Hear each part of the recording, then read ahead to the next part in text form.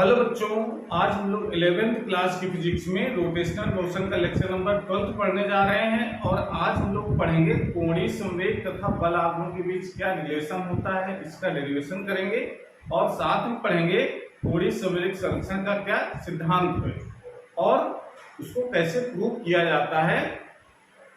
तो ये जो आज हम लोग समझ स्थापित करने जा रहे हैं वो शुरुआत हम लोग करेंगे कोणीय संवेग की परिभाषा से। और कोणीय संवेग की परिभाषा से हम लोग जानते हैं कि किसी कण का कोणीय संवेग उस कण के रेखीय संवेग के आघूर्ण के बराबर होता है।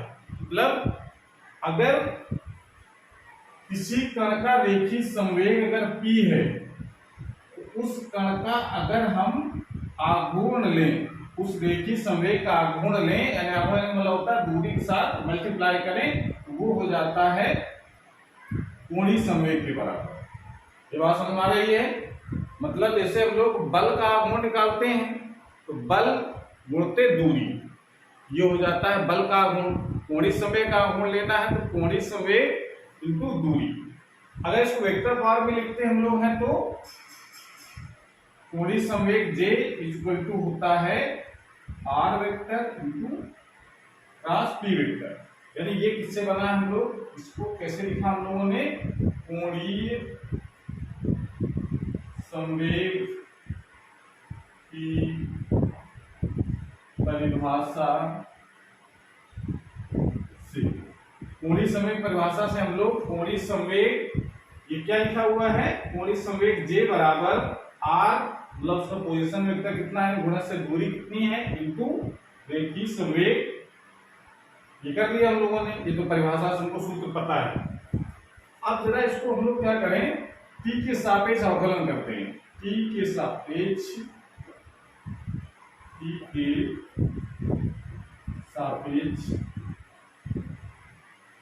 अवकलन करने पर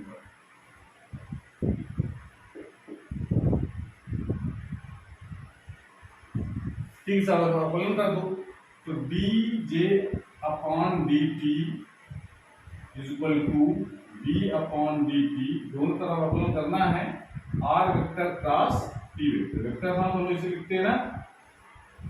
अब जरा इसको तो dj upon dt equal to, इसका जरा डिफरेंशिएट करा दो फंक्शन मान करके, r एक फंक्शन दूसरा p फंक्शन, तो दो फंक्शनों का गुणा कर डिफरेंशिएट कैसे कराते हैं, फर्स्ट फंक्शन क्रॉस सेकंड का अवकलन जो होता है ना, ये डिफरेंशिएशन का फार्मूला है। दो फंक्शन अगर मल्टीप्लाई लिखे हैं तो फर्स्ट फंक्शन इनटू सेकंड का डिफरेंशिएशन प्लस फर्स्ट फंक्शन का डिफरेंशिएशन इनटू सेकंड फंक्शन, ये तो करते हैं हम लोग। अब इसको जरा देखो, ये हम लोग जानते हैं कि जो रेखीय गति में जो न्यूटन की गति विषय के जो नियम है, जिसमें दूसरा नियम है हम लोगों ने पढ़ा है कि dp अपॉन dt, यानी रेखीय संवेग परिवर्तन की जो दर होती है वो उस पर लगने वाले बल के बराबर होती है। ये न्यूटन के विषय के द्वितीय नियम के अनुसार हम लोग जानते हैं। तो वही जरा कंडीशन लगा तो dp अपॉन dt जगह क्या लिख सकते हैं हम लोग, r cross f। dp upon dt जगह क्या हो जाएगा, f रेखीय संवेग परिवर्तन की दर को उस पर लगने वाले बल के बराबर लेते हैं। ये कौन कौन कहता है, न्यूटन गति विषय का द्वितीय नियम। जहां इसको और आगे जब हम लोग पढ़ते थे अब बराबर ma जो निकल करके आता है, उसी का एक दूसरा रूप है ये dp upon dt equal to f plus आगे उसी और बढ़े, ये dr अपॉन dt मतलब दूरी बटे समय क्या होता है 4, यानी v dr अपॉन dt यानी dr इसको dr upon dt equal to हम क्या लिख सकते हैं, v वेक्टर लिख सकते हैं ना।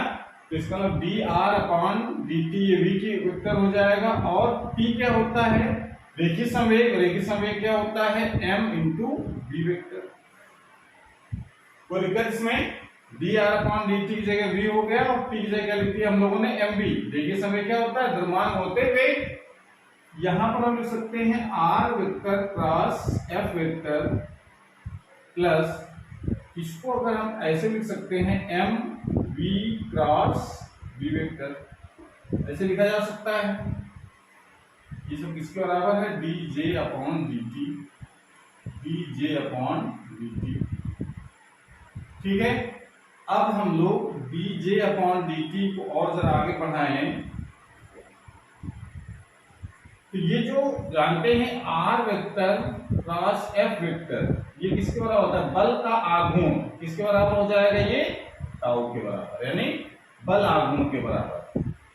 तो इसका मतलब इसकी जगह हम लोग क्या लिख सकते हैं? टाउ और प्लस यम इंटू, अब ये v क्रॉस v नियम के अनुसार v vector cross v vector, यानी किसी वेक्टर का उसी वेक्टर के साथ अगर क्रॉस प्रोडक्ट कराया जाए तो उसकी वैल्यू कितनी होती है? 0। तो इसका मतलब ये v क्रॉस v क्या हो जाएगा? 0 m इंटू 0 हो गया। तो क्या बचा हमारे पास? बचा क्या? यहाँ देखो, इसके बाद इसके बचता क्या है? ये 0 हो गया तो बचा टाउ इज इक्वल टू, यानी D J upon D T equal to क्या बचता है? टाउ। ये रिलेशन होता है कोणीय संवेग तथा बल आघूर्ण के बीच। समझ रहे हैं? इसका मतलब क्या है? इससे मतलब यह है कि किसी, इसको क्या लिख सकते हैं? किसी पिंड या किसी वस्तु के कोणीय संवेग परिवर्तन की दर उस पर लगने वाले बल आघूर्ण के बराबर होती है, जिसको हम लोग भाषा में लिखते हैं किसी पिंड के कोणीय संवेग परिवर्तन की दर उस पिंड पर लगने वाले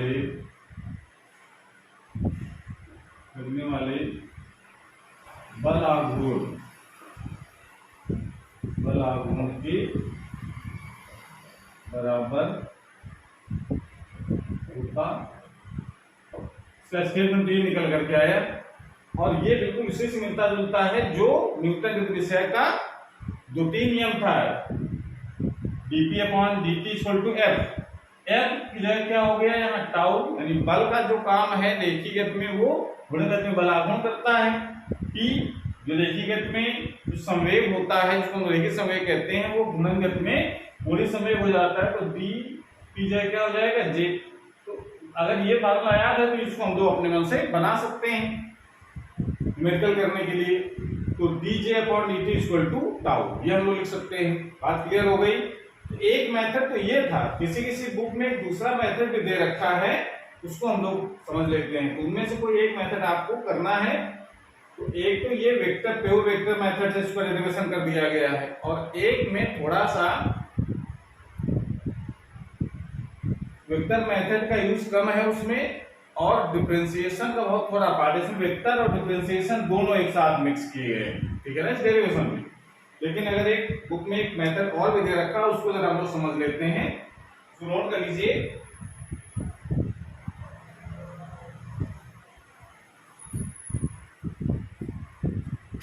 एक दूसरा मेथड हम लोग देखते हैं। कैसे हम लोग देखेंगे? जैसे हमको पता है एक फार्मूला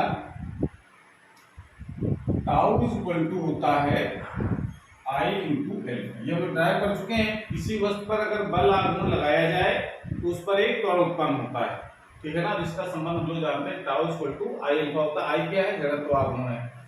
इसको जरा अगर और हम लोग आगे बढ़ते हैं तो इसको लिखा जा सकता है टाउ इक्वल टू आई, और अल्फा क्या लिख सकते हैं हम लोग? डी ओमेगा अपॉन डी लिखा जा सकता है। क्यों लिख सकते हैं? क्योंकि अल्फा की वैल्यू होती है डी ओमेगा अपॉन डी। कोणीय वेग परिवर्तन की दर को हम लोग कोणीय त्वरण कहते हैं।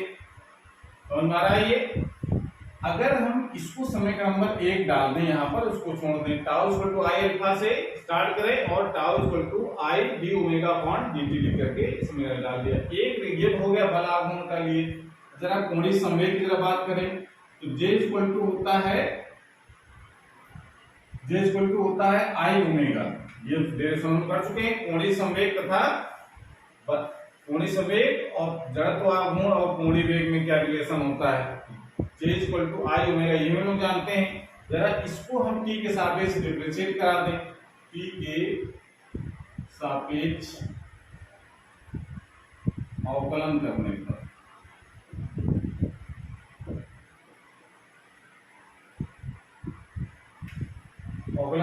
इसको जरा अवकलन कर दो, तो dj upon dt is equal to I constant मान करके इसको अवकलन में बाहर कर लें, d ओमेगा अपॉन dt ऐसे लिख सकते हैं। इसको डालने से ओमेगा नंबर 2।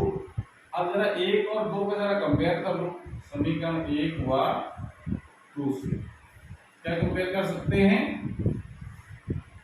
दोनों के राइट हैंड साइड बराबर है समीकरणों में, तो लेफ्ट साइड भी बराबर हो जाएंगे। तो क्या लिख सकते हैं हम लोग, dj upon dt is equal to बराबर इस प्रकार से हम लोग शो कर सकते हैं।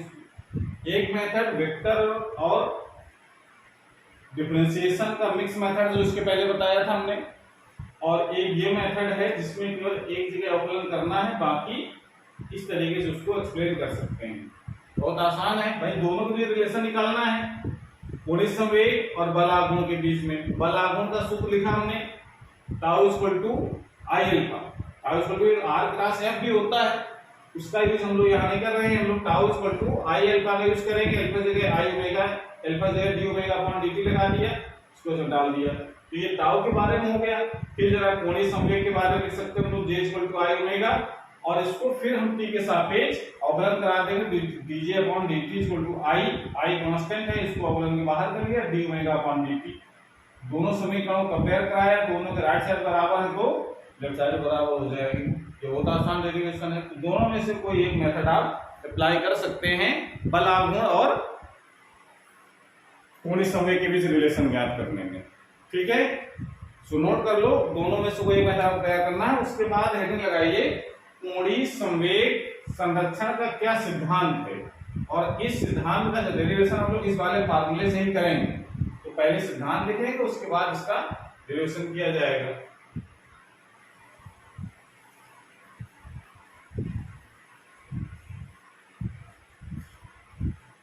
कोणीय संवेग संरक्षण, कोणीय संवेग संरक्षण का सिद्धांत।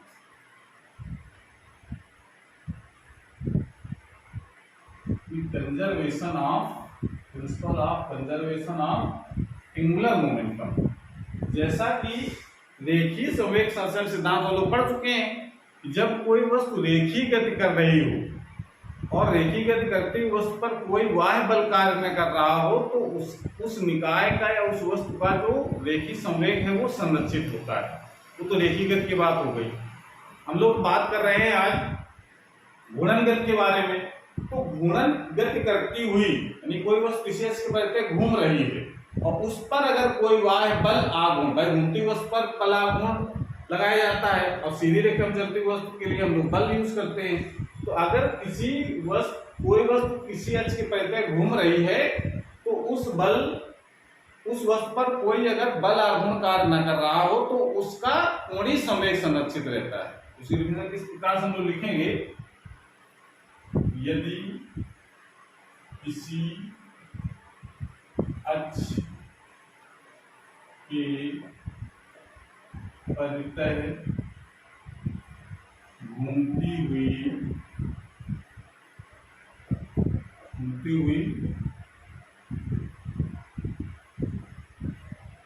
वस्तु या निकाय, मतलब वस्तु हो या कोई निकाय हो, कई पुरुष मिलकर बना हुआ कोई निकाय हो सकता है। तो किसी अक्ष के परितः घूमती हुई वस्तु पर कोई बाह्य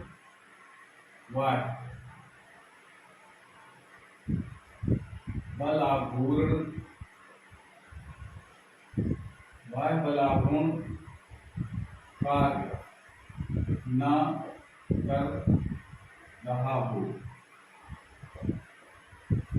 कार्य न कर रहा हो तो उस वस्तु या निकाय उस वस्तु या निकाय का कोणीय संवेग मतलब जे, कोणीय संवेग नियत रहता है।